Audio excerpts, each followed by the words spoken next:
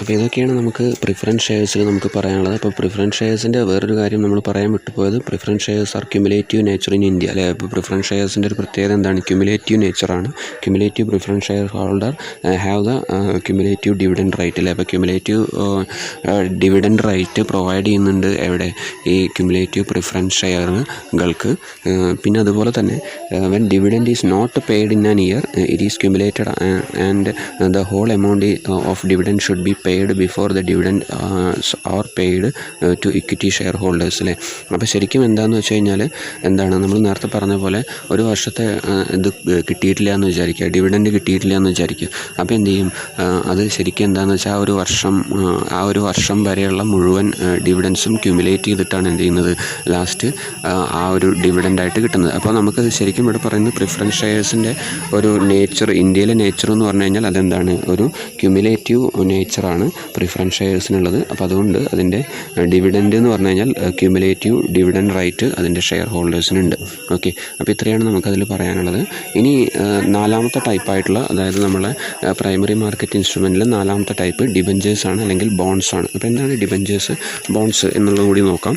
Okay, അപ്പോൾ a company issues debentures when it is requires additional funds. It is a way of raising long term funds. The company borrows money from the public by the way of issue of debentures. A debentures is an acknowledgement of debts due by a company issued under its common seal അല്ലേ. അപ്പോൾ അതാണ്. അപ്പോൾ ഒരു company എന്ത് ചെയ്യുകയാണെന്ന് വെച്ചാൽ, കമ്പനിക്ക് ആവശ്യമായുള്ള സമയത്ത് അഡീഷണൽ ഫണ്ട്സ് റേസ് ചെയ്യാൻ വേണ്ടിയിട്ട് ലോങ് ടേം ബേസിസിൽ എന്ത് ചെയ്യുകയാണ്, കമ്പനി പബ്ലിക്കിൻ്റെ കയ്യിൽ നിന്ന് ബോറോ ചെയ്യുകയാണ്.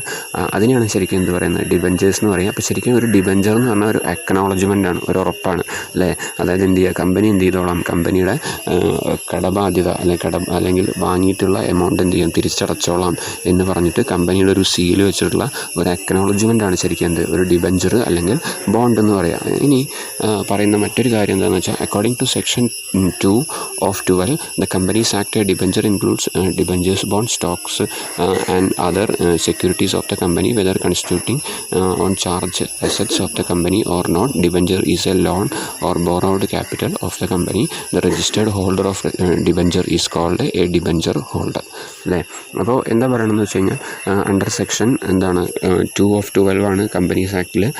അത് പ്രകാരമാണ് എന്ത് ചെയ്യുന്നത്, ഡിബഞ്ചേഴ്സ് എന്ത് ചെയ്യുന്നത്, ഡിബഞ്ചേഴ്സ് ഡീൽ ചെയ്യുന്നത്. അപ്പോൾ ഡിബഞ്ചേഴ്സിൽ വരുന്നത് ഏതൊക്കെയാണ്? ഡിബഞ്ചേഴ്സ് എന്ന് പറഞ്ഞു കഴിഞ്ഞാൽ പ്രധാനമായിട്ടും ഡിബഞ്ചേഴ്സ്, ബോൺസ്, സ്റ്റോക്സ്, പിന്നെ അതർ സെക്യൂരിറ്റീസൊക്കെ എന്താണ്, ഡിബഞ്ചേഴ്സായിട്ട് കണക്കാക്കും. പിന്നെ പറയുന്നത് ഡിബഞ്ചർ എന്ന് പറഞ്ഞു കഴിഞ്ഞാൽ ശരിക്കും കമ്പനി എന്ത് ചെയ്യാണ്, ആളുകളുടെ കയ്യിൽ നിന്ന് ക്യാപിറ്റൽ ബോറോ ചെയ്യുകയാണ്. അപ്പോൾ അങ്ങനെ ക്യാപിറ്റൽ ബോറോ ചെയ്യുന്ന സമയത്ത്, അതായത് എന്താണ്, ഈ ഡിബഞ്ചർ കൊടുത്തിട്ടുള്ള ഒരാളുണ്ട്, അതായത് രജിസ്റ്റേർഡ് ഹോൾഡർ ഓഫ് ഡിബഞ്ചർ, അവരെ നമ്മൾ പറയുക എന്താണ്, ഡിബഞ്ചർ ഹോൾഡർ. ഇങ്ങനെ ഡിബഞ്ചർ വാങ്ങുക എന്ന് പറഞ്ഞാൽ അതിൻ്റെ അർത്ഥം എന്താണ്, കമ്പനിയുടെ കയ്യിൽ നിന്ന് ആ ബോണ്ട് വാങ്ങി അല്ലെങ്കിൽ ആ ഡിബഞ്ചർ വാങ്ങി എന്ന് പറയുമ്പോൾ അദ്ദേഹം എന്താണ്, ഒരു രജിസ്റ്റേർഡ് ഹോൾഡർ ഓഫ് ഡിബഞ്ചറാണ്. അപ്പോൾ അങ്ങനെ രജിസ്റ്റേർഡ് ഹോൾഡർ ഓഫ് ഡിബഞ്ചറെ നമ്മൾ എന്താ പറയുക, ഡിബഞ്ചർ ഹോൾഡർ എന്നാണ് പറയുക. പിന്നെ A debenture is A creditorship security അല്ലേ. അപ്പോൾ ശരിക്കും എന്താണ്, ഒരു വ്യക്തി, ഒരു ഇൻവെസ്റ്റർക്ക് എന്താണ്, എമൗണ്ട് തിരിച്ച് കിട്ടാനുണ്ട് എന്നുള്ളതിൻ്റെ ഒരു അക്നോളജ്മെൻ്റ് ആണ്, അല്ലെങ്കിൽ ഒരു ക്രെഡിറ്റ് സർട്ടിഫിക്കറ്റ് പോലെ, അങ്ങനെ നമുക്ക് പറയാൻ പറ്റില്ല. ശരിക്കും എന്താണ്, ക്രെഡിറ്റർഷിപ്പ് സെക്യൂരിറ്റിയാണ് എന്ത്, ഡിബഞ്ചർ എന്ന് നമുക്ക് പറയാൻ പറ്റും.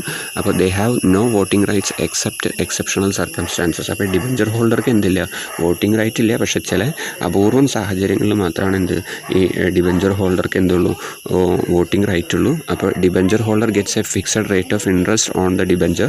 Interest paid annually or half yearly. Interest payment is a legal obligation in the case of debentures. Whether the company earns or not interest on debentures must be paid അല്ലേ. അപ്പോൾ ശരിക്കും എന്താണെന്ന് വെച്ചാൽ, സാധാരണയായിട്ട് ഡിബഞ്ചേഴ്സ് എന്താണ്, ഹാഫ് ഇയർലി അല്ലെങ്കിൽ yearly ഒക്കെ ആയിട്ടാണ് എന്ത് ചെയ്യുന്നത്, ഡിബഞ്ചേഴ്സിന് എന്ത് കിട്ടുക, അതിൻ്റെ റിട്ടേൺസ് കൊടുക്കുക, കമ്പനി കൊടുക്കുക. അപ്പോൾ ശരിക്കും ഡിബഞ്ചർ എന്ന് പറഞ്ഞു കഴിഞ്ഞാൽ എങ്ങനെയാണ് വർക്ക് ചെയ്യുന്നത് എന്ന് വെച്ചാൽ, under section 2 of 12 companies act വെച്ചിട്ടാണ് ഡിബഞ്ചേഴ്സ് വർക്ക് ചെയ്യുന്നത്. ഡിബഞ്ചേഴ്സ് എന്ന് പറഞ്ഞാൽ ഡിബഞ്ചേഴ്സ്, ബോൺസ്, സ്റ്റോക്സ്, അതുപോലെ തന്നെ അതർ സെക്യൂരിറ്റീസൊക്കെ എന്ത് വരും, ഡിബഞ്ചേഴ്സിൽ ഉൾപ്പെടുത്തുക. അപ്പോൾ ഡിബഞ്ചർ എന്ന് പറഞ്ഞാൽ ശരിക്കും കമ്പനിക്ക് ആവശ്യമായ സമയത്ത് കമ്പനി എന്ത് ചെയ്യാണ്, പബ്ലിക്കിൻ്റെ കയ്യിൽ നിന്ന് എന്താണ്, ലോൺ എന്ത് ചെയ്യുക, ബോറോ ചെയ്തിട്ട് ക്യാപിറ്റൽ എന്ത് ചെയ്യാണ്, അക്യുമുലേറ്റ് ചെയ്യുകയാണ് ചെയ്യുന്നത്.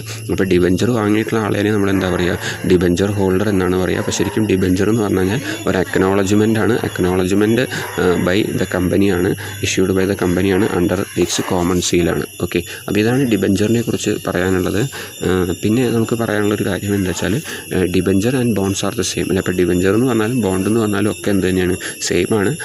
അമേരിക്കയിൽ ആളുകൾ വിളിക്കുക Americans called as bonds and Europeans called as debentures. അപ്പോൾ അമേരിക്കക്കാർ പറയുക എന്താണ് ബോണ്ട് എന്നും പറയും, യൂറോപ്യൻസ് പറയുക എന്താണ് അതിനെ ഡിബഞ്ചേഴ്സ് എന്നും പറയാറുണ്ട്.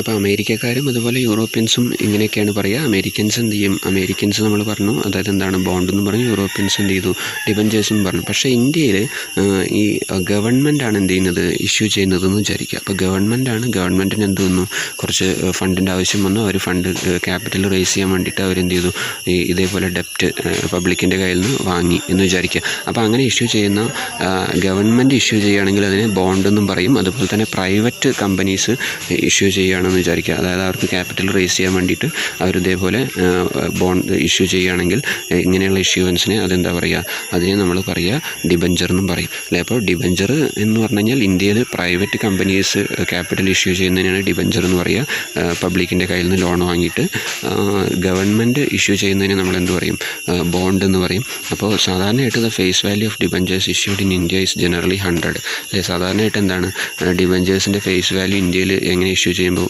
എത്രയാണ്, 100ൻ്റെ ഡിനോമിനേഷൻസൊക്കെ ആയിട്ടാണ് എന്ത് ചെയ്യുക, സാധാരണയായിട്ട് എന്ത് ചെയ്യുക, കൊടുക്കാറ്. അപ്പോൾ ഇത്രയും കാര്യങ്ങളൊക്കെയാണ് നമുക്ക് എന്ത് പ്രൈമറി മാർക്കറ്റ് ഇൻസ്ട്രുമെൻറ്റ്സ് ആയിട്ട് ന്യൂ ഇഷ്യൂ മാർക്കറ്റിൽ പ്രൈമറി ഇൻസ്ട്രുമെൻറ്റ്സ് ആയിട്ട് നമുക്ക് പറയാൻ പറ്റുന്നത്. അപ്പോൾ ഈ 4 കാര്യങ്ങളെക്കുറിച്ച് കൃത്യമായിട്ട് മനസ്സിലാക്കുക.